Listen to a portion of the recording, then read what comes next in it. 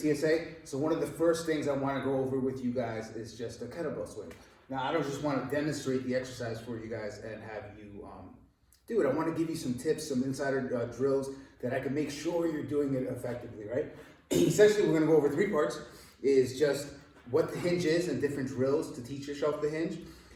Once you start adding in the actual kettlebell or the weight, and different drills to do there, and then fixing common problems or faults, right? So kind of going over back to number 1, a hinge, a hip hinge. What is a hip hinge? Well, a hip hinge just means if we looked at a skeleton, that the hips are moving more than the knees, right? So with your head and your back flat, you want this crease of your hip, you want this to disappear. And notice that my hips are tilting more than my knees are moving, right? So that's step number 1.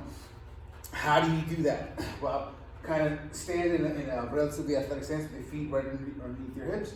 The crease of your hip is disappearing. I always say, cueing people, act like you're bowing to somebody, which would be weird, but still, right? So that's just number 1. The thing you could do here is use any wall. You can kind of just push yourself up against, butt to the wall. Stand like a foot or 2 away from the wall. Now that same position, reach back that your butt was gonna touch that wall, wherever that is, and come right back up, right? So we're reaching back, reaching back, reaching back, reaching back. My weight's on my heels, and we're touching that wall. So the hips are initially moving, my back is flat, I am not rounding my spine, which is another drill I can show you. Drill number 2 that I like to do with people is the understanding of feeling. So what I want us to do is get into the bottom of that hinge for you, right, wherever that is.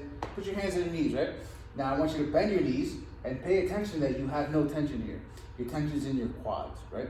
Now, what I want you to do is, with your hands, push your knees right back. Feel that tension in your hammy? That's ideally the sensation that you're looking for. That's where you want to stay within a hinge, right? That's tension and tightness for you. That is finding that tension, and that's really important because if you don't feel that tension during a swing, you're kind of not in the right ballpark. Number 3 drill we can do, what's really important is that we load the spine, or we keep the spine straight, right?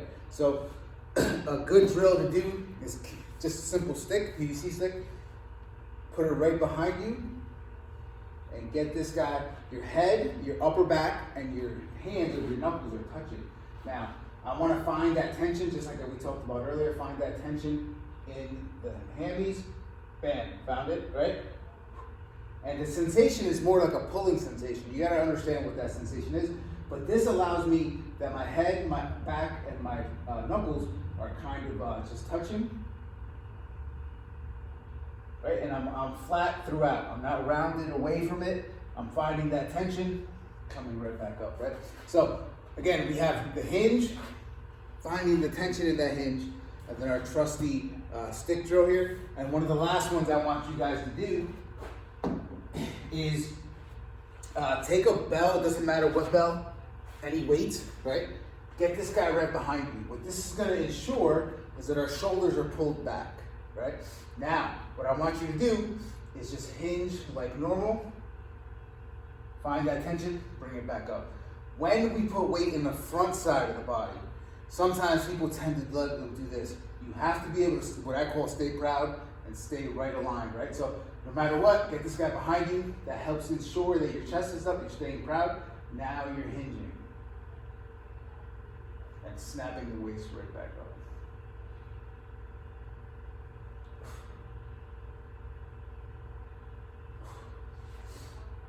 So that should be 4 drills you can work on before you even start a swing to ensure that you're in the right position, you have the sensation and the feeling, and then you're adding some weight and load to make sure that we're loading it a little bit before we're even doing it, finding that tension. It's more of a feeling, it's more of a sensation than anything else. Stay tuned for part 2 for your complete guide to the swing. Part 2 here, I want to go over 3 drills with adding a kettlebell, right? That's going to help put the pieces. If we watched our previous part, it was just about the hinge and what the feeling is and how the positions we should be in. Now let's start to add a weight, but I don't want to just go right into swings. I want to use 3 simple drills that are going to put the puzzle pieces together, so at the end it combines all together, right? So part number one is just the kettlebell deadlift. You might be familiar with it, but our feet want to be kind of right underneath our hips, right? Now think of that sensation. Remember how I said bow to somebody?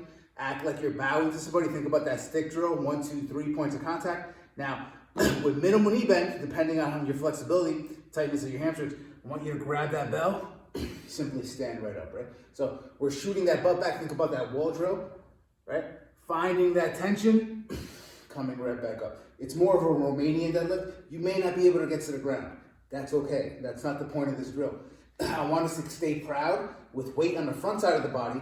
What I want to look for is that the shoulders are not rounded. From neck to tailbone is straight, right? We're finding that tension, getting used to that tension, bringing it right back up, right? And again, you could bang out just a drill, bang out 8 to 10 reps, something like that. You don't have to go heavy. This is 53 pounds.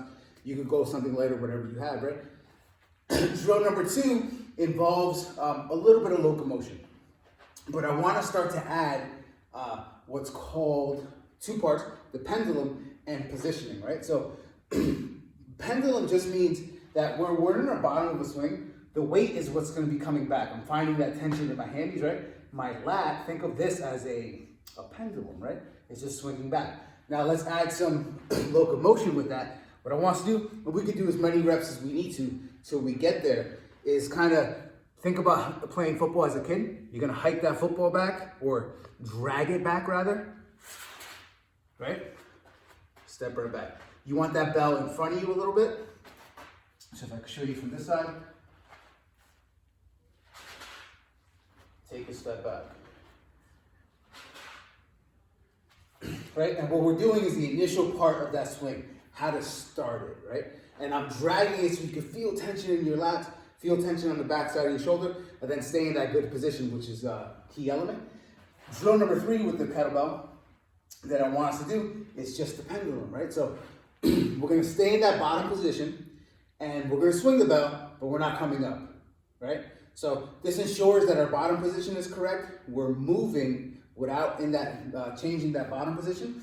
And what that kind of looks like is basically here. And you kind of gonna reset each one. So we're gonna hike and pull that back.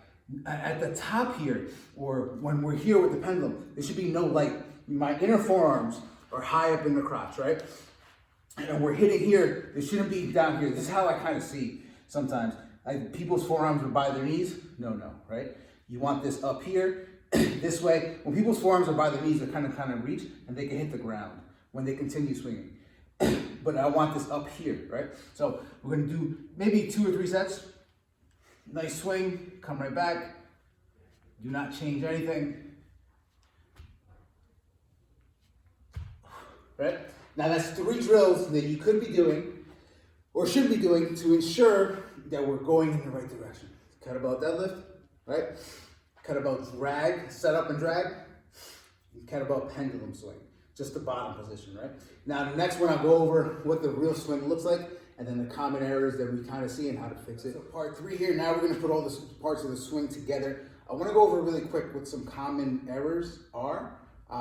And most people make them, to be honest, right, when they first start, but then it kind of like fixes itself.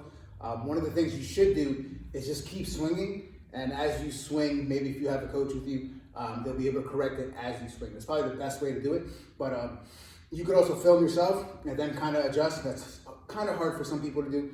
So the biggest errors that people make is, again, if we go back to part 1, what is the difference between a hinge and a knee dominant exercise? So they turn the hinge into a squat, and I'll try to do it here. So they start swinging, and that would be a good swing. What they do is that they bend their knees way too much there, right? So they're bending their knees, turning it into more of a combo knee dominant and hip dominant exercise, when it is, remember, push back on the knees, it's a hip dominant exercise, right? Snapping through this, imagine the knees are staying right there. The other thing that you could see, which is really hard for me to do, to be honest, to have so many reps on swings, is they mess up the timing. So you have to wait and be patient till you're back here. to send the waist back that way. Think of an RDL, right? So they're kind of here and bumping it at the wrong time. Again, that's something that needs to be worked on with reps. Like, you fix it as you go. You just got to be a little bit more patient there. And I think part number 3, if I look right here, is just rounding of the spine, right? So again, an error that I see is that they do this. You have to revisit that stick drill, right? Revisit hinging without moving that back, without rounding the spine there. So what the swing should look like is if we put all those pieces together, right? And we're hiking that football back and we're snapping that through. I wait for the sensation of my forearms to hit high. I wait for the sensation of my forearms to hit high, so I know I'm in the right position, and I explode. I push my thighs into my forearm, and that snaps it back through. Other thing is elbow. You can have a little crease in your elbow, a little bend. You necessarily don't want to straight, because that end tends to be overreaching.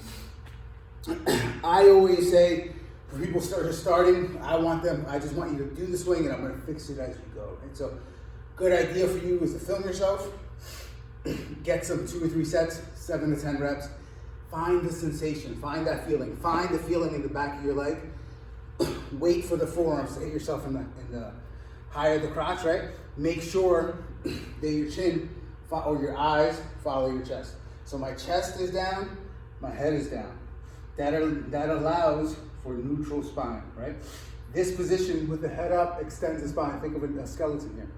Here, so wherever my chest goes, my eyes go. And that is essentially a swing. Hopefully this helps you guys out. If you have any questions, just chime right in. You could always reach me. That's pretty much a complete guide to kettlebell swings. A lot of it at this point is you just need reps. If you want to practice maybe 30, 40 reps a day, that's a good way to do it. It's like anything else. It's a motor skill acquisition. You need some reps in. Break it down into 3 parts like we have here, and I promise you, you'll be good at swings.